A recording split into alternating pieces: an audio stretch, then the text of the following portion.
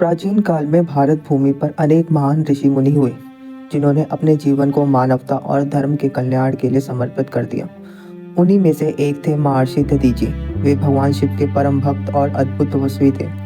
उनकी ज्ञान, त्याग और परोपकार की भावना इतनी महान थी कि देवता भी उनके गुणों की प्रशंसा करते थे। एक समय की बात है, असुरों के राजा वृत्रासुर ने देवताओं पर भारी आतंक मचाया। वह इतना शक्तिशाली था कि उसे किसी भी अस्त्र शस्त्र से हराना असंभव था। देवता बार बार उसे हराने का प्रयास करते, लेकिन हर बार असफल रहते। स्वर्ग पर संकट गहराने लगा। देवता घबराए हुए भगवान विष्णु के पास गए और उनसे मदद की प्रार्थना की। भगवान विष्णु ने कहा, वृत्रासुर को हराने के लिए वज्र नामक अस्त्र चाहिए। यह वज्र केवल महर्षि दधीचि की अस्थियों से बना सकता है। उनकी हस्तियां इतनी पवित्र और शक्तिशाली है कि उनके बने वज्र से ही वृत्रासुर का अंत हो सकेगा। यह सुनकर देवता चिंतित हो गए। वे जानते थे कि महर्षि दधीचि बहुत महान है, लेकिन उनसे उनका जीवन मांगना सरल कार्य नहीं होगा। देवता महर्षि दधीचि के आश्रम पहुंचे। महर्षि दधीचि ने देवताओं का स्वागत किया और उनसे आने का कारण पूछा। इंद्र ने संकोच से अपनी बात रखी।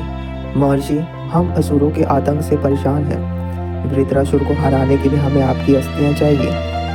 महर्षि दधीचि मुस्कुराए और बोले, यह शरीर नश्वर है।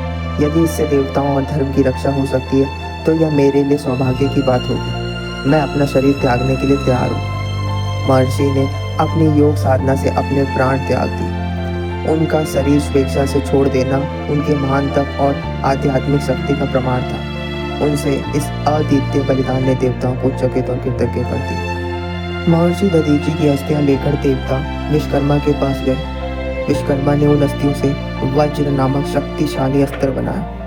इंद्र ने उस वज्र का उपयोग वृत्रासुर का अंत करने में किया। वृत्रासुर को पराजित होते ही स्वर्ग और धरती पर शांति स्थापित हुई। महर्षि दधीचि का बलिदान यह सिखाता है कि परोपकार और त्याग से बड़ा कोई धर्म नहीं।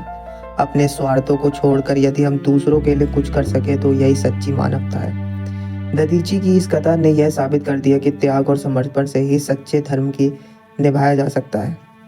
आज भी महर्षि दधीचि का नाम जब भी लिया जाता है, उनके महान त्याग की कहानी हर किसी को प्रेरित करती है।